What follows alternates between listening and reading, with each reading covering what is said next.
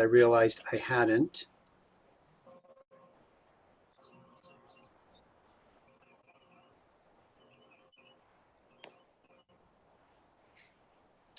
Okay, we are now live streaming. So for those of you who are just joining us, what I had mentioned a minute ago is this is going to be the last class for the summer, and then we'll pick up again either the end of August or the beginning of September. And we'll continue at 12 o'clock on Thursdays and continue doing Parsha study, the Torah portion of the week. And I will let you know at some point what that is going to look like. But that's what we are going to be doing. So welcome everybody to our class. Let's begin with the bracha that we recite when we are studying Torah. Baruch atah Adonai Eloheinu melech haolam asher kitshanu b'mitzvotav v'tzivanu la'asok b'divrei Torah. All right, today is, or this week, we are reading Parshat Shlach Lecha. And it is the story of Moshe sending out the spies to seek out the land. And the spies know full well, as all of the children of Israel know full well, that God has promised them the land. They're going to enter the land. God will give it to them. And yet, nevertheless, as you may be familiar, the spies go out, they spy the land, and they come back and they offer a negative report. At least 10 of the 12 spies. 2 of the spies, Caleb and Joshua, come back with a positive report, but 10 of the spies come back with a negative report. And that negative report includes a sense of a lack of self-esteem, that while the land is magnificent and certainly worthy of the people of Israel, the people of Israel, the children of Israel, are not worthy of the land. There are giants in the land. They see themselves as grasshoppers, and they cannot enter the land. Joshua and Caleb say to the people of Israel and the other 10 spies, what are you talking about? That's not true. God will give us this land, and yet they fail. And it is from this story that God decides to wipe out the Israelites in the wilderness, have none of them enter the land, allow a new generation to be born, and therefore 38 more years of traveling in the wilderness. It happens in this moment with this story. So the question that we're going to look at today is God's response to this episode and Moshe's response back to God.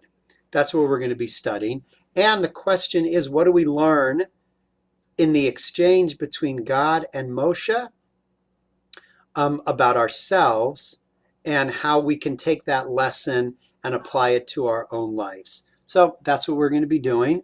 Let me find my text that I'm going to share with all of you. Hold on one second. Before I do that, I realize that I have to make sure that I have saved my other documents. Because once I share my screen, it unfortunately has problems saving. Okay, here we go.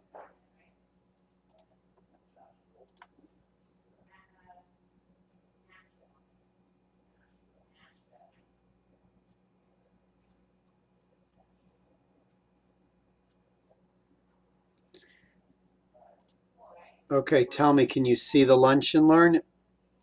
Let me get to the front. Can you see it, everybody? Yes. Okay, terrific.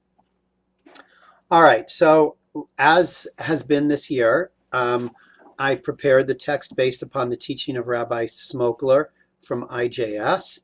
And the beginning of the dialogue that we're going to look at in detail comes from the book of Numbers, chapter 14, after the spies have gone out and returned, and they have complained, and God is very angry.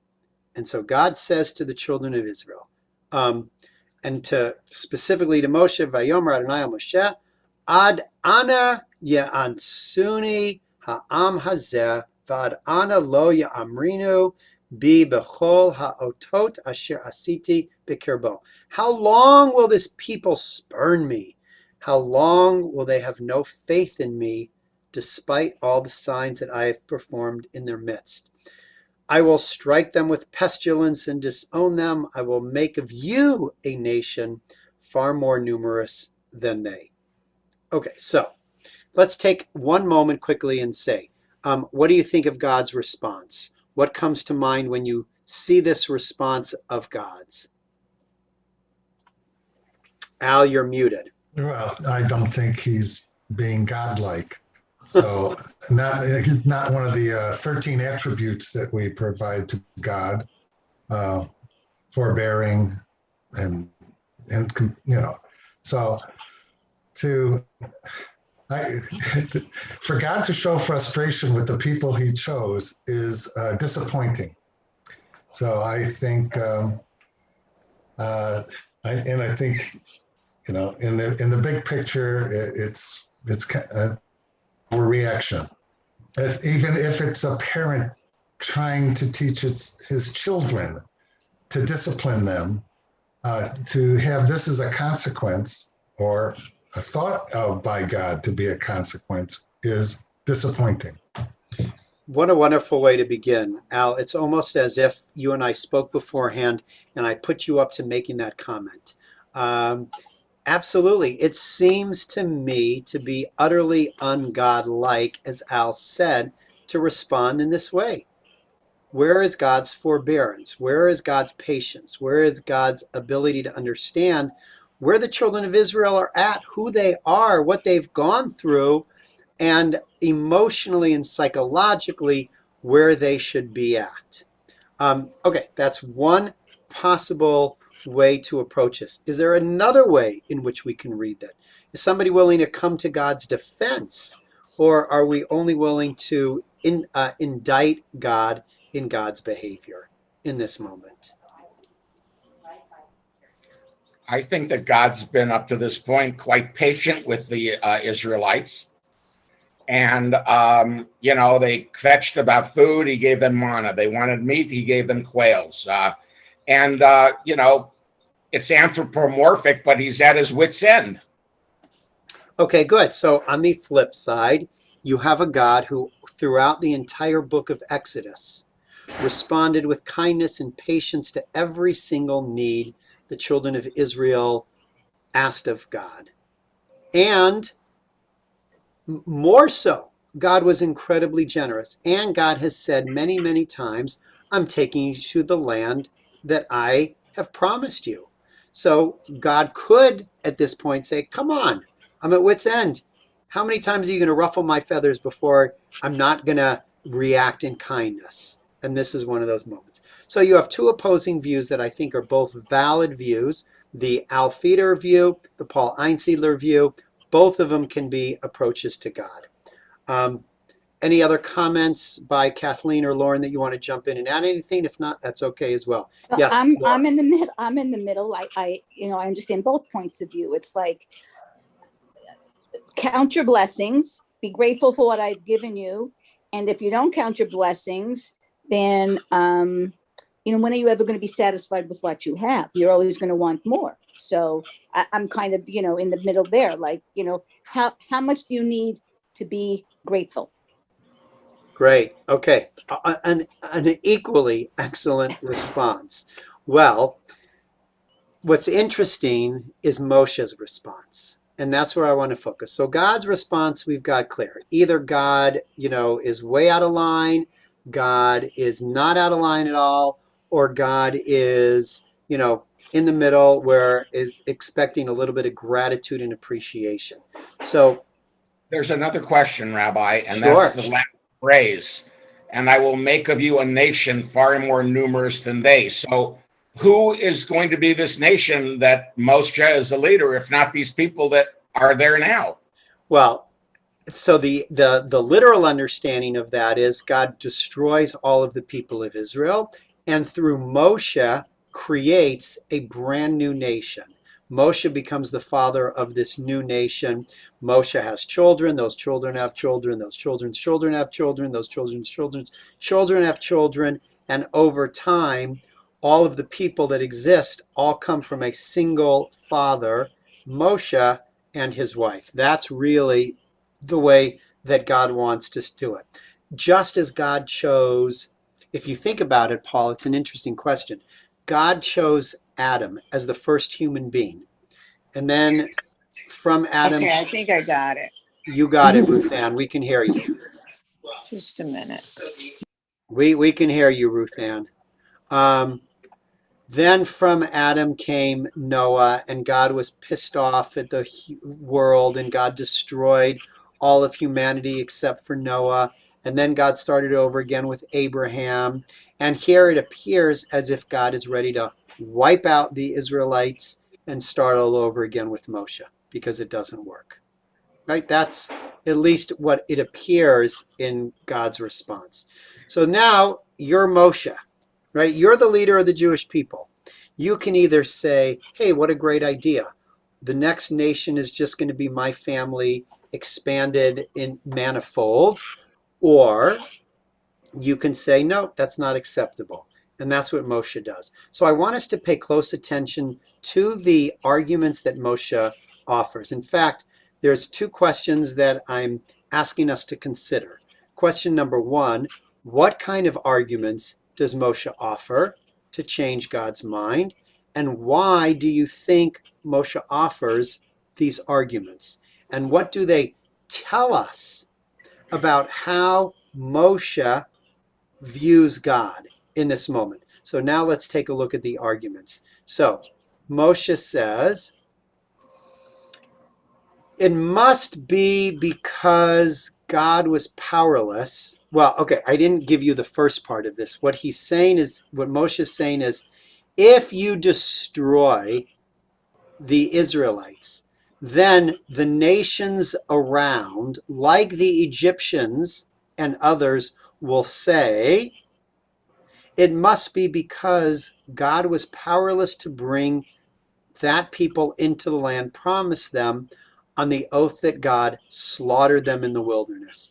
So Moshe's first argument is, hey, God, if you destroy your children of Israel in this moment, then all of the other nations, the Egyptians, the Moabites, the Midianites, and everybody else will say, oh, God's very weak.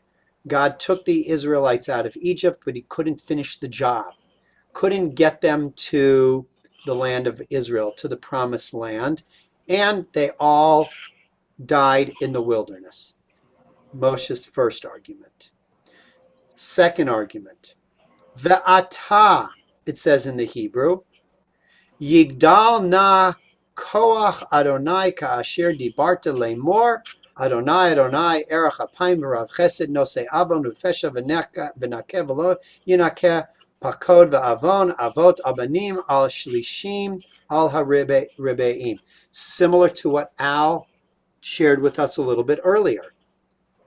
Therefore I pray, let my Lord's forbearance be great, as you yourself have declared, saying, God is slow to anger, abounding in kindness, forgiving iniquity and transgression, etc., etc. So, those are the arguments that Moshe offers. Now, let me ask you, what are these two arguments? What's the nature of these two types of arguments? And what is Moshe attempting to do in these arguments to try to get God to behave differently than the way in which God first wanted God to behave? Okay. How? The first one seems to be appealing to God's vanity. It seems to want to shame him into, what do you think the others are going to think of you if you do such a horrible thing? Again, it is a real strange way to talk to God, but Moses has, as humble as he is, he really feels he can do this and talk to God like human to human, which is quite interesting. The other is... Okay, wait. I just want to, Okay. that was so rich what you said, Al, that I don't want to let it go. I want to pause and I want to talk about it for a minute before we get to the second one. So you said two things which I found to be particularly insightful. One is that it's almost as if you said Moshe is shaming God, speaking to his ego, right? How will other people see you as a God, a powerful or non-powerful God, which is directly to his ego, as you said. And it's remarkable that Moshe is able to speak this way when we learned last week that Moshe's primary quality is one of humility. So how do we explain that? How can we, if we can, get into Moshe's head? Why would Moshe make such an argument? And how is that an expression or lack thereof of Moshe's humility, which would require us to define a little bit better what is the nature of humility? So, thoughts on those two things? Any of you? Well, when Moshe first encountered God, he only saw his back. And now Moshe is allowed to be face to face with God. And that's almost like a person to person relationship. And I don't see that his trying to impress on God the consequences of his behavior toward in relation to the other nations is a lack of humility. It's weird to say he's appealing to God's ego because God doesn't have an ego. I mean, again, the way it's written, God is always doing things like people do, but we know that he's not human. So, first thing you said is that what does it mean when Moshe is able to speak to God face to face? I think it implies a deep sense of intimacy, right? When you described the ability to speak people to people, right, person to person, it means that we really know the other and they know us. And we could, in an intimate moment, be able to share in an almost vulnerable state of being. And that's the relationship that Moshe and God have. And I think that's really important, right? That kind of intimate relationship that allows one to be fully honest with the other person and say, what's the motivation, God, that you have for wanting to do this? And to, Al, how did you say it? You didn't say speak to God's ego. What was the expression that you used before? Vanity. Vanity, yeah. To speak to God's vanity is to basically say to God, I know your inner thinking. Now, on the one hand, Paul, you can say that's unbelievably chutzpahdik. How could Moshe possibly know God's ego, God's vanity, what's going on inside of God? But in an intimate relationship, we take the risks. We challenge one another in those relationships to be able to say, what is your motivation?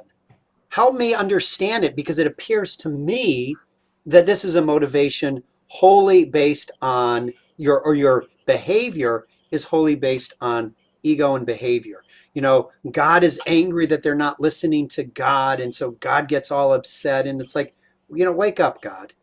Right? Well, That's just, this is a wonderful example of tochacha, because Moshe loves God. He is not angry when he says this. He is plaintive. He is pleading, and he knows that God loves his people and Moshe loves God. So he's rebuking them in a very appropriate way.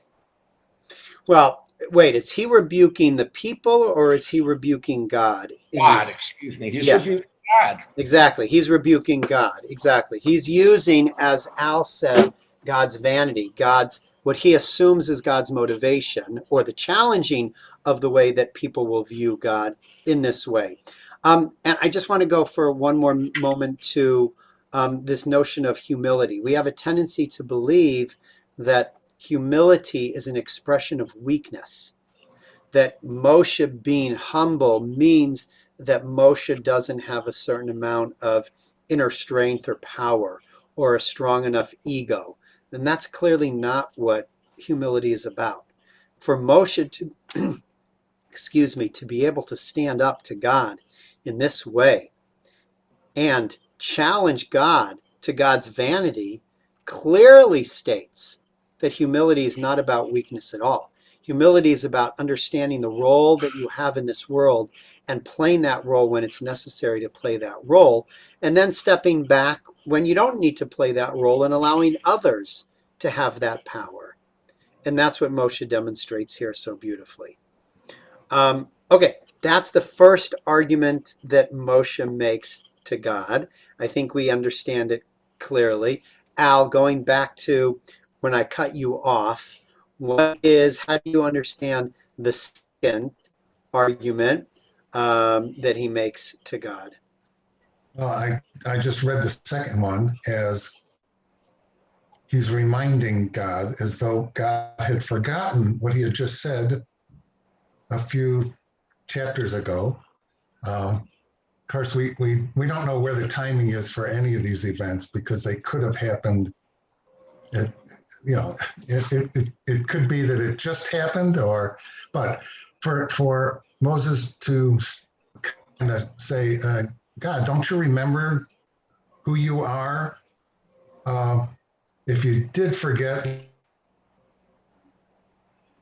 let me remind you. And he reads the list off, the one he had just written in Kisisa or whatever, and he's going through this belief that if he doesn't affect him to know that what he's doing could be viewed by everybody else as a weakness, that he can't keep his promises and he destroys people when they don't follow his rules or believe in him as deeply as they should, then he goes, if that doesn't work, let me remind you, you have to show those qualities that you say you have.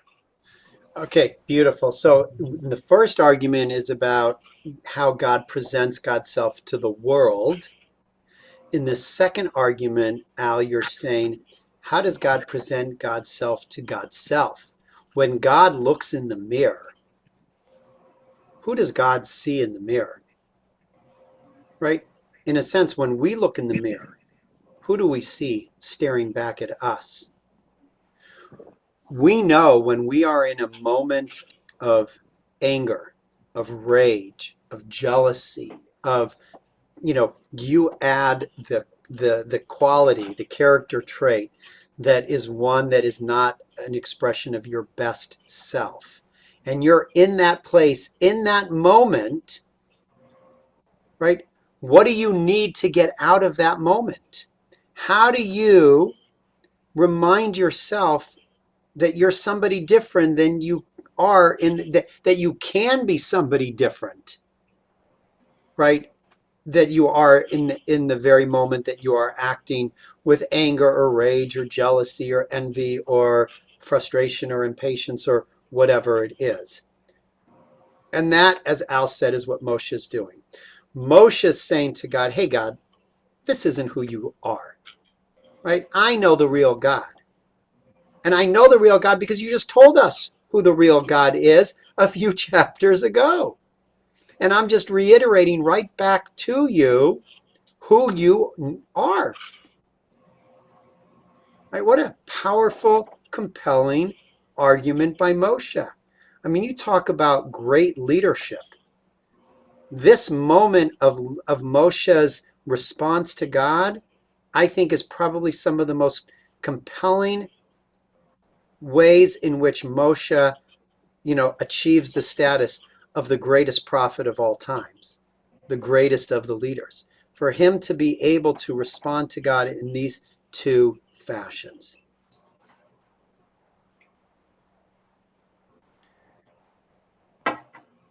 So with that, if Moshe is appealing, in this case, to God's best self, right? In a sense, that's exactly what the Sfat Emet is going to be driving at. What does the Sfat Emet say? For Moses, our teacher of blessed memory, repented on behalf of the Jewish people and established a new pathway in the world. Ve'ata is the language of repentance that changes a moment into an et, a time of heavenly mercy. As always, Sfat Emet, or not always, oftentimes Sfat Emet isn't so clear in what it is that he's trying to say. So we're going to unpack it a little bit. But I did see a hand from Rachel. So Rachel, jump on in. Afternoon, all. Thanks, Rabbi. I was just thinking about a couple of things that were said earlier, and I guess what you just transitioned with as far as God. And I'm thinking, is it though to feel like God isn't allowed to get upset? No, I think God is allowed to get upset. We're all allowed to get upset. The question is, what happens when we get upset? Where does that anger lead us? If we're angry, let me ask it in a different way. Have you, and I don't mean this just directed at Rachel, but have you all, has everybody on this call said something or done something in a moment of anger that you then later regret? Yes, of course, right? I mean, is there anybody who can say, I've never done anything in a moment of anger that I regret? I am perfect. My anger is so well maintained and controlled that there's no place for regret. No, right? We say things, we do things that we shouldn't say and that we shouldn't do. So Moshe, I think Rachel in this instance is saying to God, hey, I want to help you before you get to the point where you regret it. And where do we know in the Torah of of God regretting something that God did after the fact? The flood. Exactly. God was angry. God flooded the world. God destroyed the world. And Paul, what did God say after the end of the flood? Never again will I destroy the world as I did. Exactly. I regret what I did because I realize now that human beings from their outset are capable of doing terrible things. But I'm not going to destroy them simply because of that. I mean, I will give you that. You were saying earlier about you asked the prompt before you gave the response of like, what do you do in the situation where you're upset? Or sorry, not just upset, but manifesting a character trait that's not you. And when you mentioned like Moshe, like, trying to kind of bring that to God's attention, I thought about my response before you said that. I was like, I feel like other people have to remind me in a sense, or sometimes myself, like, oh, that's not how I want to be or I am. So to that respect, I definitely agree that that can help kind of redirect, refocus. So I'm glad you said that, Rachel. Let me ask those of you who are on this call. Can you redirect yourself in a moment of passionate anger? Or do you find that it's easier to have somebody else there to remind you of your best self? How does it work for you? Like, can you snap out of it, or do you need other resources? Do you need other people to help you snap out of it?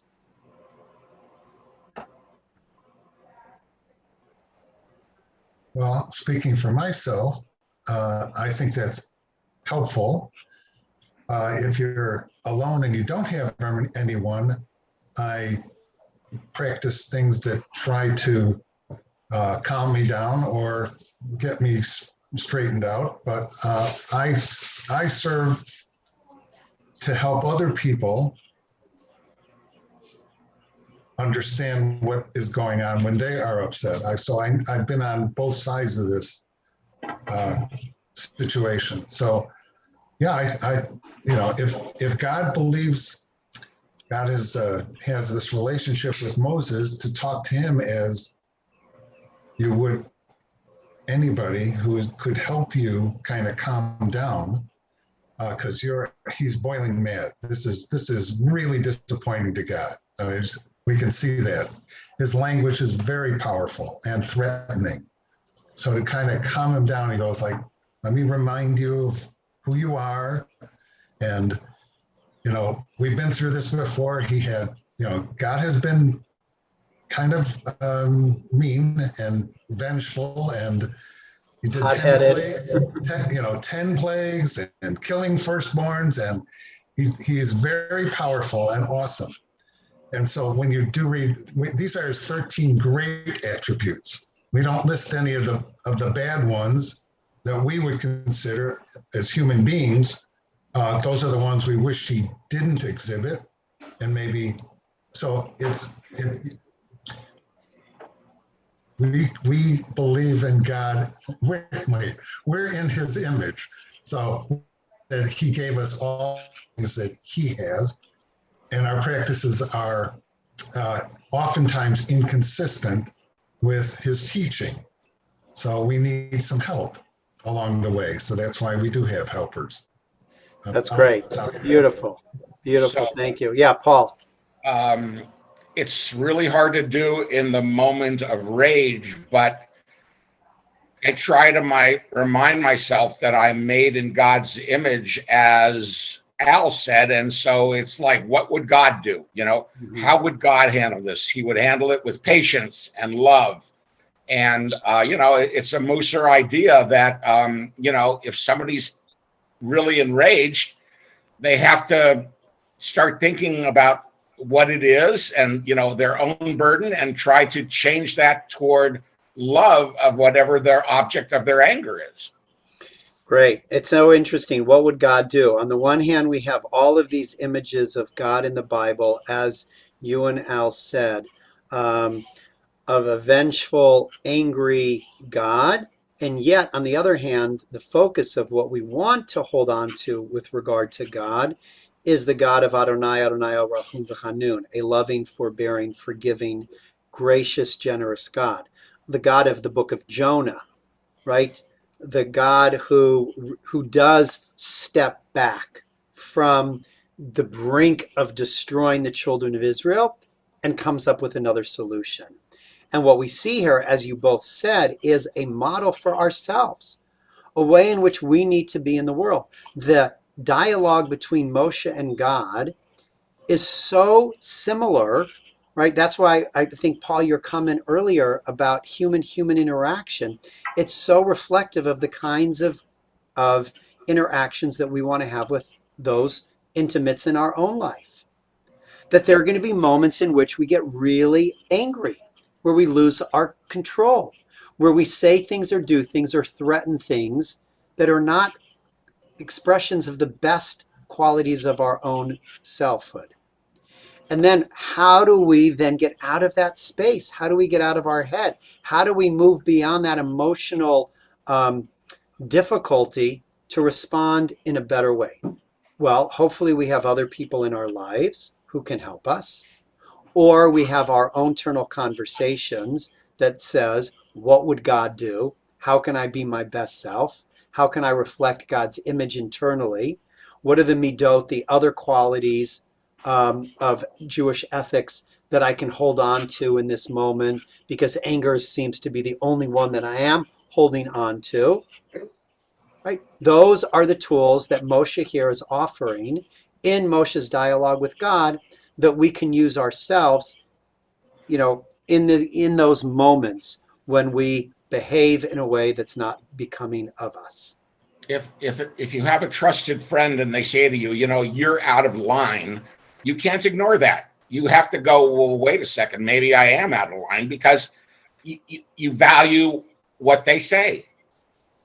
So another person is so important at that point. Go ahead, Rachel. And I was just going to add, the example that kept running through my own mind is, so I almost hate admitting this, but it's a hub-like thing. So like, if I have to call and deal with like a customer service representative, sometimes it's very challenging, because you can tell they're just reading a script, or they're just not actually helpful. That said, I've noticed that I can lose my cool, and I don't like that.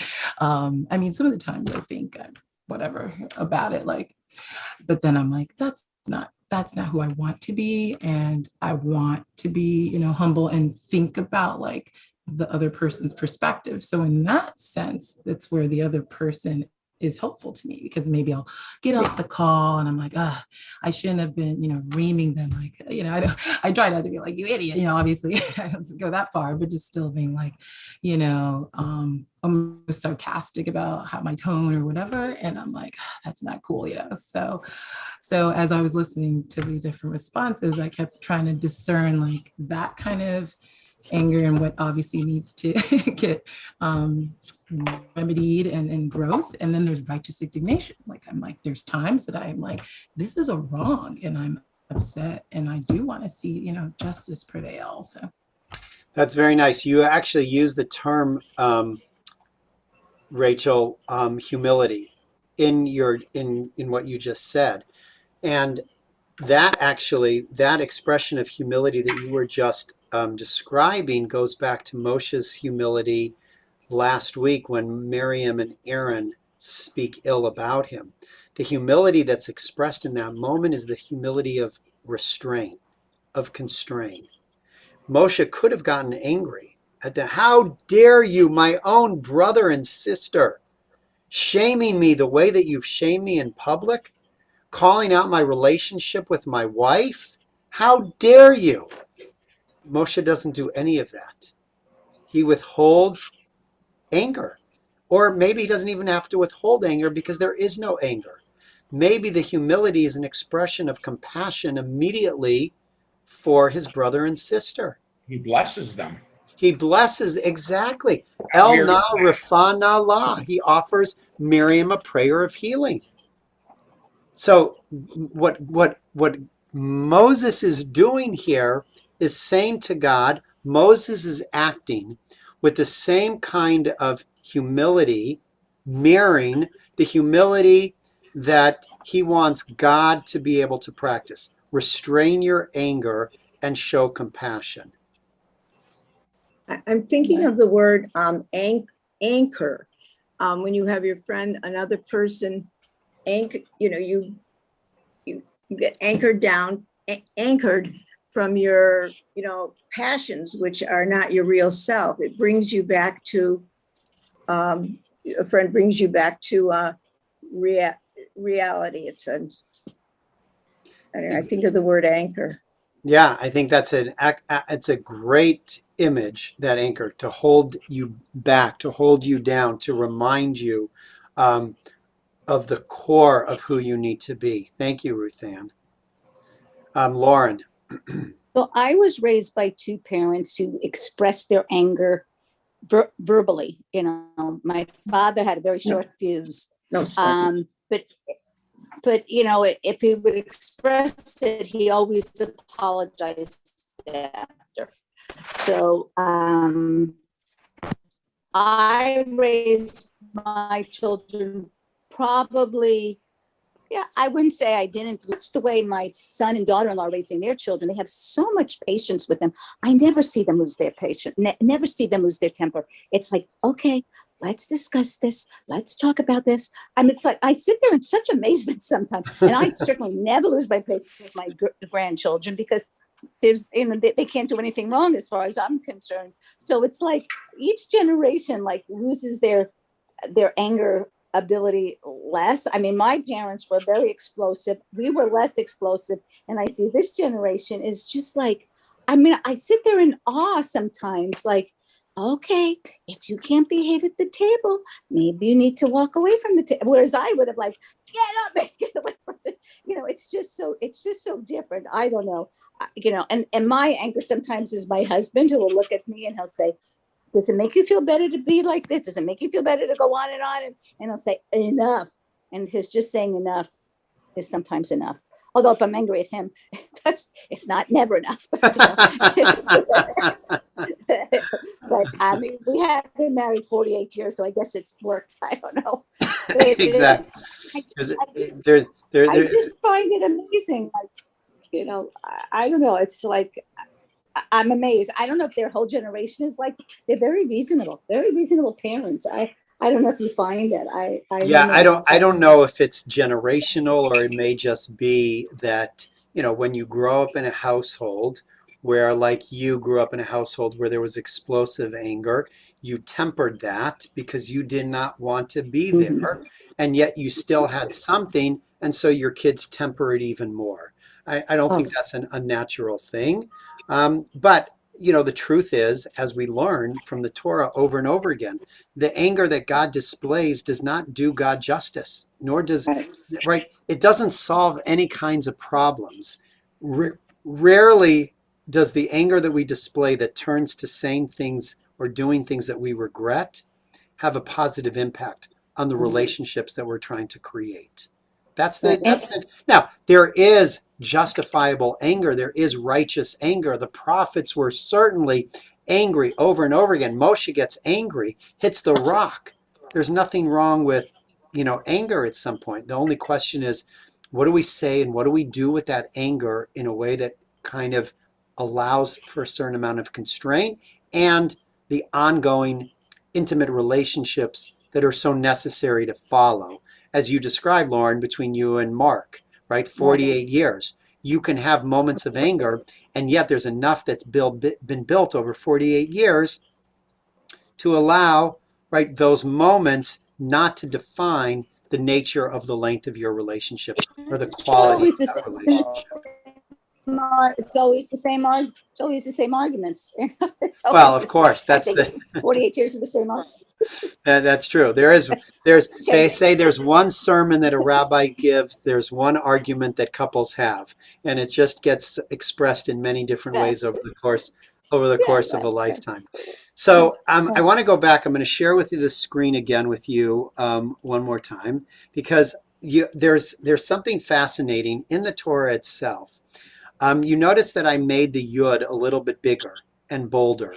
Va'ata yigdal na koach Adonai, which means let the Lord's forbearance, his ability to strengthen his inner sense, yigdal, be great.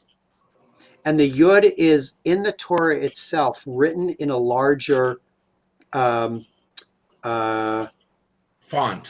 Font. Thank you. It's written in a larger font than all of the other letters there. It's not the only time that happens in the Torah, but for the rabbis, it's interesting that when it does happen, they want to know what's the hidden message here. And so what the Sfat Emet is saying is, when Moshe says be great, in other words, what he's saying is, you have this endless capacity, this bigger ability to restrain your anger, to be forgiving, to be compassionate. That is the greatest of your qualities, God. That's the one you want to bring to bear on this situation. Moshe highlights the Yigdal in order to remind God that it is already there. And that's exactly what the Talmud says, which is what the Sfat Emet was basing his comment on. What does he say? He says, the Talmud says, the verse states, and God passed before him and proclaimed. This was, Al, you were talking about back in Ki Tisa in Exodus. Rabbi Yochanan said, were it not explicitly written in the verse, it would be impossible to say this, as it would be insulting to God's honor. The verse teaches that the Holy One Blessed wrapped God's self in a prayer shawl, like a prayer leader, and showed Moshe the structure of the order of the prayer. So in other words, God says to Moses, hey, Moses, there may be times in the future where I'm going to lose my cool again. So what I'm going to do is I'm going to give you insight into a blueprint in the world, into a quality of my being, the very essence of the way I've built into the universe, of somebody who I am, that you can call on and refer to in moments where I lose my cool. So the Holy One said to him, whenever the Jewish people sin, let them act before me in accordance with this order.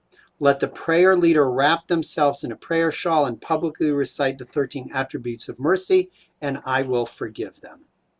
In other words, do teshuvah. Exactly. Do teshuvah and remind me of my capacity for accepting that teshuvah. It's a dual kind of thing here, Paul. You, right, repent, and I will be merciful and forgiving. It's that simple. That's what I'm building into the structure of the universe, because no relationship could exist in any other way. A relationship where there's no forgiveness, a relationship where there's no repentance, a relationship that creates separation and doesn't allow for reunification cannot sustain itself and cannot sustain the world. So I'm building into the DNA of the world the means by which relationships can be split apart and come together. We're going to disappoint, we're going to hurt, and then we're going to get angry because of that. And I'm going to set up the tool system to be able to rehabilitate those relationships. That's what's going on here. It happened as a blueprint in Exodus, and it is being exemplified here in the book of Numbers.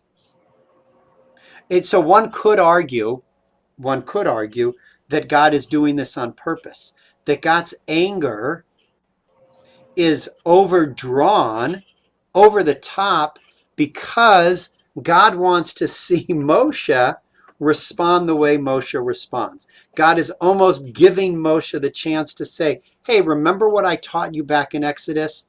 Are you going to remember it? Because now is the time to employ it. That's similar to Abraham admonishing God about the destruction of Sodom and Gomorrah. Aren't you the God of righteousness and goodness? Didn't you teach us that you have to behave in this certain way? You're not behaving in that certain way. Exactly, Paul. It is a perfect example. What you And said about what does God do in that moment? God says, I am going to go down and tell Abraham what I'm doing, because I want to see whether or not Abraham is going to respond in the way that I've taught him to respond. And Abraham does. And so one could say, as Paul just hinted at, that God is doing the same thing here. I'm going to react in this way so that I can see if Moshe will employ the very tools that I gave Moshe to change the nature of the relationship. Rachel, you were about to say something? Oh, actually, it was perfect how you ended, because I was just gonna circle back to what you were saying about relationships and the blueprint of it within the world. I was like, wow, it's so poignant and poetic and beautiful. And the two things though that came to my mind is, what do you do when the reaction, say, isn't anger but withdrawal? And also, who initiates? That's my question. Yeah, I think withdrawal and anger are, two sides of the same coin. There are those who, in their moment where they feel that they've lost trust in another person, they either react with anger or they react with withdrawal. And in that moment, they still need to be reminded of their capacity for mercy and forgiveness. Right? Whether that comes from somebody else to remind them, or that is an internal conversation that they need to have with themselves. So, Thank you. yeah, Rabbi Yehuda says, a covenant was made with the 13 attributes that they will not return empty-handed, meaning that if one mentions them, they will be answered. As it is stated in this regard, behold, I make a covenant.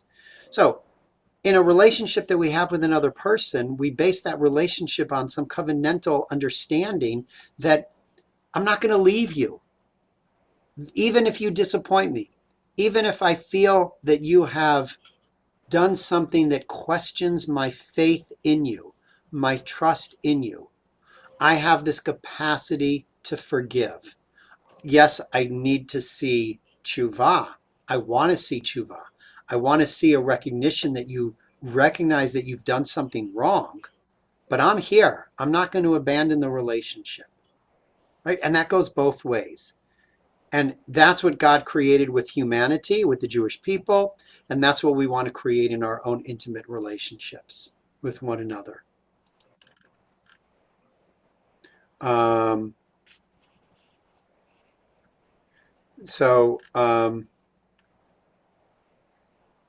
going to skip this piece of Rabbi Smokler and go to Rabbi Ishmael ben Elisha, the high priest, said, once on Yom Kippur, I entered the innermost sanctum, the Holy of Holies, to offer incense. In a vision, I saw a Katrial Yah, the Lord of the hosts, seated upon a high and exalted throne. And the Holy One said to me, Ishmael, my son, bless me. And I said to God the prayer that God prays. May it be your will that your mercy overcome your anger, and may your mercy prevail over your other attributes. And may you act towards your children with the attribute of mercy, and may you enter before them beyond the letter of the law. The Holy Blessed One nodded his head and accepted his blessing. I think this statement is trying to teach us that of all the qualities that we can possess, what we want to do is emulate most the quality that God possesses of limitless capacity for forgiveness and mercy. And even in a place where people may wrong us and cause us enormous amount of pain and don't respond in tshuva and don't acknowledge the mistakes they made, can we still express the kind of boundless mercy and forgiveness and compassion for the other the way that God does it for God's people, for God's creatures, for all of humanity? Right? That's ultimately what is at stake. Because if you look at the Torah, the children of Israel don't really respond in tshuva. Moshe does on their behalf, but in our parsha, the children of Israel, they're not so quick to say, oh boy, did we mess up here. Oh, we did not trust God. Oh, please forgive us. They don't do that. And God is still merciful and forgiving. And that is the opportunity that God presents to all of us. So Rabbi Smokler concludes, this audacious relationship between God and the Jewish people is a model for intimate relationships between human beings. Among the many blessings of intimacy is engaging with someone who just might know you better than you know you. This kind of intimacy can manifest in relationships with friends, spouses, parents, mentors. As we reveal ourselves to one another deeper and deeper over time, we come to know layers within one another. We come to appreciate the great capacities that each individual possesses. And with the privilege of that intimate knowledge comes the ability and indeed the responsibility to remind one another of who each can be. Right? The lesson here, in summary, is, can we be to the intimates in our lives, to those people who we have a relationship with, can we be the Moshe to their moments of failing? Can we respond in the way that Moshe responds to God when somebody is behaving in a manner that's not reflective of their very best self? And can we open ourselves up as well to others in our life to remind us when we're not acting in our best selves, to change the way we behave so that we can more reflect the godliness within us? Right? That is the reason the Torah perhaps provides such an intimate display of conversation between Moshe and God in this moment. So, any last comments or thoughts before we wrap up for today and the summer? And pay attention to our newsletter or our website so that you can find out whether we're starting the last week of August or sometime in the beginning of September. Any last comments or thoughts? Thank you. It was a beautiful way to end the Yes, absolutely. Thank Yeah. you. Really Yeah, appreciate it. toda Thank you. rabah. Well, thank you all. It has been a Very good. wonderful year of learning. Thanks to Rabbi Smokler for her wonderful Comes back in text, number September. one. And thank you all for the incredible wisdom No. that you regularly offer to this class to make it as meaningful as it is every single week. Is it a possibility to get Rabbi Smokler as a scholar in residence one weekend? Yeah, actually, what a wonderful idea. I'll reach out to her. I don't know where she lives. I'll do some research. She would be a great person to bring to our community. Oh, yeah. It's awesome. Perfect. Yeah. Okay. Yes. I did want to ask when I loved all of this. It's very it felt therapeutic. So thank you, Rabbi. Like you were saying, for us as humans to do these kind of things. And I'm like, can we though? Like, isn't that what makes God God? Yes. No. No. The fact that God blew into each one of our lives a neshama, a piece of God's breath, we possess the very qualities that God possesses. They may be hidden, they may be submerged, they may not be regularly activated. That's a muscle that we need to strengthen, but they are within every single one of us because God has blown into us that aspect of godliness in each of us. Well said. You just keep trying then. Exactly. All right, everybody, have a great Shabbat week. shalom. Shalom, Shabbat everybody. shalom. Kol hakavod. And we'll see you all soon.